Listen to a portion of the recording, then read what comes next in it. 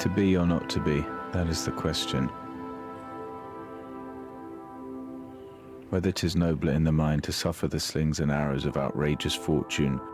You're watching scenes from a 90-minute movie about a production of Shakespeare's Hamlet set entirely in a video game. Fools their way to dusty death. Lockdown.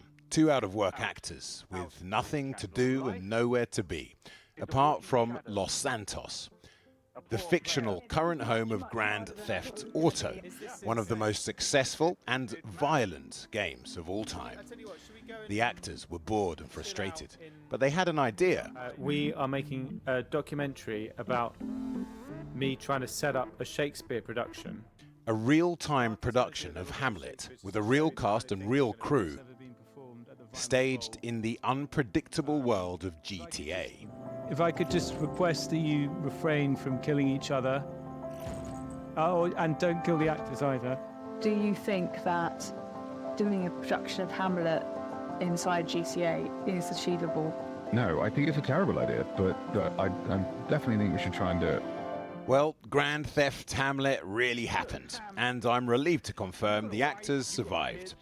This is Sam, who plays Hamlet here in the t-shirt, and in his front room in London. IRL Sam initiates me in the ways of GTA. Okay, so you've got this. I think you've got this. I do think I've got a future in GTA. Yeah, I think you do. Having got my head round the controls, I took a deep breath and travelled, virtually, to this car park in Los Santos to interview the rest of the team. Sam had kindly made me my very own avatar, so this is me. Thanks, Sam. Here's Mark, who plays Polonius in the puffer jacket. Tilly, on the bike, plays Ophelia. And Pinny, or rather her avatar, with the fetching skeleton leggings. She's the film's ever-present director. The flesh and blood Pinny somehow marshalled Grand Theft Hamlet from idea to reality. You can see here that way I'm filming it, right? So that I'm recording my footage, so I'm changing the camera angles, but I am literally recording everything that we're doing. So we're real people going into a game and creating an avatar of ourselves and then putting on a play within the game, a play that's all about people pretending to be something they aren't. And then in the play, the characters put on a play where characters in the play pretend to be somebody they're not. It makes your head hurt if you think about it too much. You've got arguably the most violent of Shakespeare's plays, where everyone dies, and GTA. I mean, there's a kind of parallel there, right? I think there's a perception of Shakespeare that it's civilized and sophisticated, when in fact they're about very human, often very violent and very immediate things. There's sexual jokes in them, swearing, innuendos, people having their eyeballs ripped out on stage. And at the time, everyone looks down on plays in Shakespeare's time. As they do gaming, right? Yeah, exactly. The respectful people in Shakespeare's day wouldn't be seen dead in the theatre. That was for, brain-dead, mind-numbed idiots.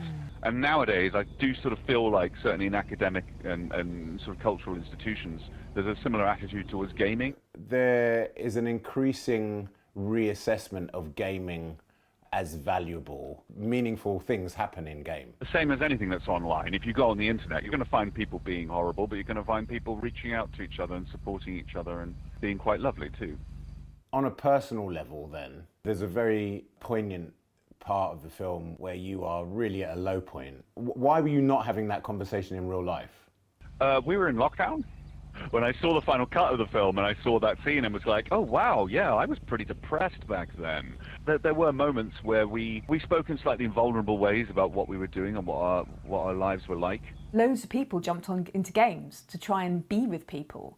And so, the fact that you gave that vulnerability was actually really healing for a lot of people watching it. And I know that was hard for you to do, but I thank you for that. I think it's the only piece of art I've seen that, in my mind, is kind of about COVID and about that time, that feels like, yeah, that is what it was like.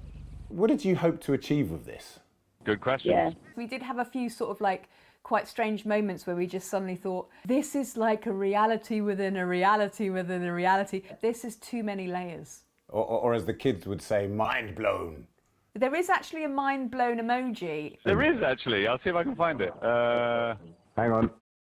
Mind blown. Perfect timing.